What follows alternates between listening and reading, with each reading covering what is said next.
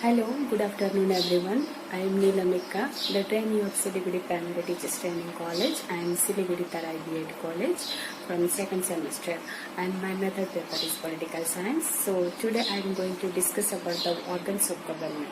That means मुख्यतः government के कौन से अंग हैं and what is the functions of governments and whom are the members of the government and what is the main body of governments. All this about we will learn in this topic. So let's begin it.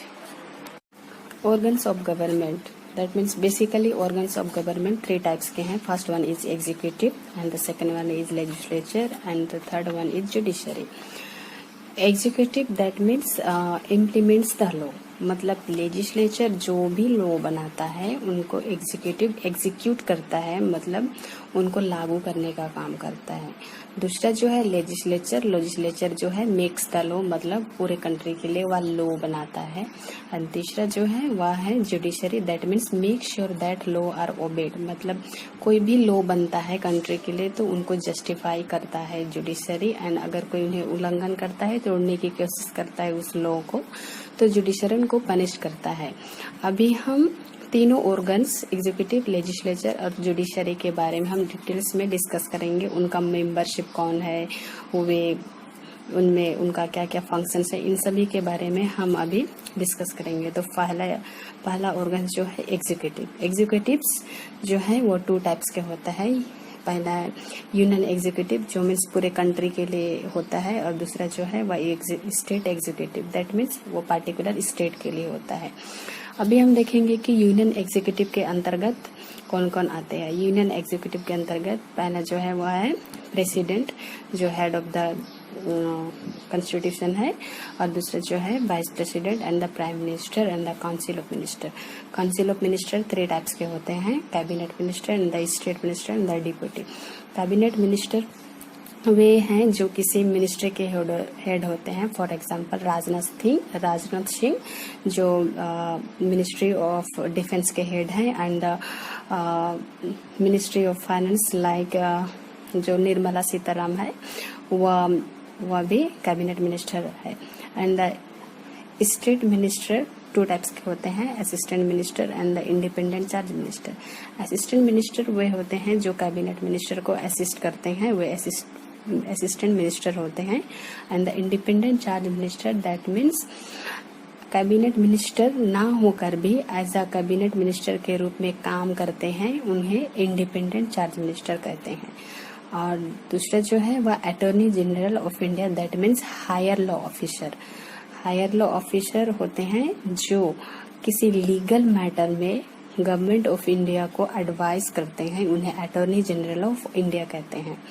अभी हम देखेंगे कि state executive के अंतर्गत कौन कौन आते हैं जो एक पार्टिकुलर स्टेट के लिए होता है. पहला जो है गवर्नर होता है जो हेड ऑफ द स्टेट होते हैं, और द चीफ मिनिस्टर जो पूरे स्टेट को देखते हैं.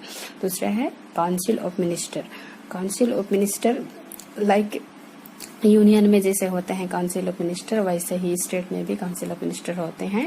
दूसरा जो है advocate general of state, that means union में जैसे अटॉर्नी जनरल ऑफ इंडिया होते हैं जो लीगल मैटर में गवर्नमेंट ऑफ इंडिया को एडवाइस करते हैं, वैसे ही स्टेट में एडवोकेट जनरल ऑफ स्टेट होते हैं जो स्टेट गवर्नमेंट को कोई भी लीगल मैटर्स में एडवाइस करते हैं, उन्हें एडवोकेट जनरल ऑफ स्टेट कहते हैं.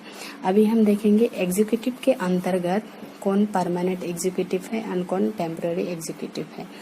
तो परमानेंट एग्जीक्यूटिव वे रहते हैं जो किसी एग्जाम को पास करके क्वालिफाई होके आते हैं, उन्हें परमानेंट एग्जीक्यूटिव कहते हैं. जैसे कि आईपीएस ऑफिसर होते हैं, Indian administrative service and the Indian police service and the Indian revenue service and the Indian foreign service.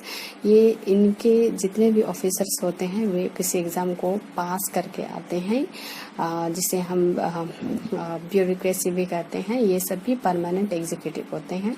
दूसरा जो है टेम्पररी एग्जीक्यूटिव के अंतर्गत वे आते हैं जो किसी इलेक्शन के थ्रू सेलेक्ट होके आते हैं, उन्हें हम टेम्पररी एग्जीक्यूटिव कहते हैं. इसके अंतर्गत प्रेसिडेंट आता है, वाइस प्रेसिडेंट आता है, the prime minister and the council of minister. Governor तो इलेक्शन के थ्रू नहीं आते हैं, लेकिन इन्हें प्रेसिडेंट अपॉइंट करते हैं, लेकिन ये भी टेम्पररी एग्जीक्यूटिव के अंतर्गत आते हैं. एंड द चीफ मिनिस्टर भी टेम्पररी एग्जीक्यूटिव के अंतर्गत आते हैं। अभी हम देखेंगे कि लेजिस्लेचर जो है वह मेक्स द लॉ, मतलब जो लेजिस्लेचर जो है इसके अंतर्गत कौन आता है, इन सभी के बारे में हम अभी डिस्कस करेंगे। इनका फंक्शंस क्या है, इनके सभी ये सभी के बारे में हम देखेंगे। लेजिस्लेचर भी ये भी 2 टाइप्स के होते हैं। जो यूनियन में एक होते हैं जिन्हें हम पार्लियामेंट कहते हैं, संसद, और दूसरा जो है स्टेट में होता है स्टेट लेजिस्लेचर। यूनियन पार्लियामेंट के अंतर्गत 2 हाउस होते हैं जो है लोकसभा, राज्यसभा एंड पार्लियामेंट में प्रेसिडेंट भी इम्पोर्टेंट होते हैं, क्योंकि अगर लोकसभा या राज्यसभा में कोई भी लॉ बनता है वह विदाउट प्रेसिडेंट के साइन के बिना, सिलेक्शन के बिना वह लॉ नहीं बन पाता।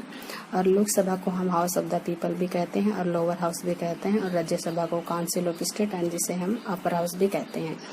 और प्रेसिडेंट जो है इंटीग्रल पार्ट होता है। अक्सर स्टूडेंट्स ये मिस्टेक करते हैं कि पार्लियामेंट के कितने हाउस होते हैं बोलने से सिर्फ लोकसभा राज्यसभा बोलते हैं, लेकिन जो प्रेसिडेंट होते हैं वह इम्पोर्टेंट होता है। और वैसे ही सेम स्टेट लेजिस्लेचर में भी होता है। लेजिस्लेटिव काउंसिल होता है, लेजिस्लेटिव असेंबली होता है एंड गवर्नर होता है। Governor as a like president की तरह या भी इंटीग्रल पार्ट होता है। कोई भी स्टेट का जो लेजिस्लेचर के अंतर्गत जो भी लॉ बनता है वह विदाउट गवर्नर के सिलेक्शन के बिना नहीं बन पाता, बिल पास नहीं हो पाता। इसलिए गवर्नर जो है वह स्टेट में एज अ प्रेसिडेंट की तरह यह भी इम्पोर्टेंट होता है। और यहाँ मैंने लेजिस्लेटिव काउंसिल 6 इसलिए लिखा है क्योंकि लेजिस्लेटिव काउंसिल जो हमारे कंट्री में है ओनली 6 स्टेट में है। अभी हम उसके बारे में देखेंगे। Legislative council only in 6 state में है, वह है उत्तर प्रदेश, बिहार एंड महाराष्ट्र, और कर्नाटक, तेलंगाना एंड आंध्र प्रदेश में है। 7वां जो स्टेट था वह जम्मू एंड कश्मीर में था, लेकिन अभी वहाँ से हम सभी जानते हैं कि रिसेंटली वहाँ 370 को हटा दिया गया है। इसे अभी वह एक पावरफुल स्टेट नहीं है, उसे भाग कर दिया गया है। जम्मू कश्मीर एंड लद्दाख में बांट दिया गया है, इसलिए अभी वहाँ पे लेजिस्लेटिव काउंसिल नहीं है। अभी हम देखेंगे हमारा जो 3rd ऑर्गन है वह है जुडिशरी। जो जुडिशरी ऑर्गन्स है हमारे गवर्नमेंट का जो है वह सिंगल यूनिफाइड सिस्टम है। मतलब या इसमें जुडिशरी के अंतर्गत सबसे पहले लोअर कोर्ट आता है, दैट मीन्स सबऑर्डिनेट कोर्ट या डिस्ट्रिक्ट कोर्ट या लोअर कोर्ट। इसके अंतर्गत पहले लोअर कोर्ट आता है, फिर हाई कोर्ट आता है, उसके बाद में सुप्रीम कोर्ट आता है। या एक दूसरे से रिलेटेड होते हैं, क्योंकि कोई भी केस पहले लोअर कोर्ट में अपील होता है, फिर हाई कोर्ट में अपील होता है, उसके बाद में सुप्रीम कोर्ट में अपील होता है। इसलिए इसे सिंगल यूनिफाइड सिस्टम है हमारा जुडिशरी सिस्टम। और जो सुप्रीम कोर्ट जो है हमारे कॉन्स्टिट्यूशन को डिफाइन करता है, मतलब हमारे कॉन्स्टिट्यूशन की व्याख्या करता है। और सुप्रीम कोर्ट का जो मुख्य काम है वह हमारे फंडामेंटल राइट्स को प्रोटेक्ट करता है। अगर फंडामेंटल राइट्स के विरोध कोई भी केसेस हो या फिर उनका उल्लंघन होता है तो हम इस केस को डायरेक्ट सुप्रीम कोर्ट में अपील कर सकते हैं, लेकिन अदरवाइज दूसरे केसेस को पहले लोअर कोर्ट में अपील करना पड़ता है। फिर अगर वहाँ फैसला नहीं हो पाता है तो देन हाई कोर्ट में जाता है, उसके बाद सुप्रीम कोर्ट में आता है। लेकिन अगर वह केस फंडामेंटल राइट्स के खिलाफ हो तो उसे हम डायरेक्ट सुप्रीम कोर्ट में अपील कर सकते हैं। ये जितने भी थे ये सभी ऑर्गन्स ऑफ गवर्नमेंट के जो बेसिक इन्फॉर्मेशन थे। सो माय डियर स्टूडेंट्स, मैंने इस वीडियो में जितने भी ऑर्गन्स ऑफ गवर्नमेंट के बारे में बताया वो बेसिक इन्फॉर्मेशन थे। जैसे मैंने बताया कि गवर्नमेंट्स के मेनली 3 ऑर्गन्स हैं, executive, legislature and the judiciary. So legislature is the makes the law, मतलब वह लॉ बनाता है, लेकिन वह किस तरह से लॉ बनाता है, तो इन सभी के बारे में वह बनता कैसे है, ये सब भी डिटेल्स में बुक में पढ़ने पर हमें और अधिक जानकारी मिलेगी। और इसे पढ़ने में इंटरेस्टिंग भी यहाँ है, इसलिए हमें अवश्य पढ़ना चाहिए। और जैसे सेम थिंग एग्जीक्यूटिव जो है वह इम्प्लीमेंट्स करता है लॉ को लागू करने का काम करता है, तो वह किस तरह से लागू करता है, इन सभी के बारे में भी बुक में पढ़ने से हमें और अधिक जानकारी मिलेगी। और 3rd one is judiciary organs.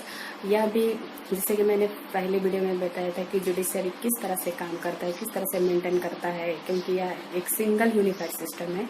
तो ये एक दूसरे से subordinate high court and supreme court एक दूसरे से रिलेटेड होते हैं। तो वह किस तरह से केस सबऑर्डिनेट कोर्ट फिर हाई कोर्ट में जाता है, फिर सुप्रीम कोर्ट में जाता है, तो यह किस प्रकार से जाता है और जजेस को कैसे अपॉइंट किया जाता है, ये सब भी मैंने पहले वीडियो में बताया था। लेकिन बुक में पढ़ने पर हमें और अच्छी तरह से अधिक जानकारी मिलेगी, तो हमें बुक अवश्य पढ़ना चाहिए। सो आज की वीडियो के लिए इतना ही था। Thank you.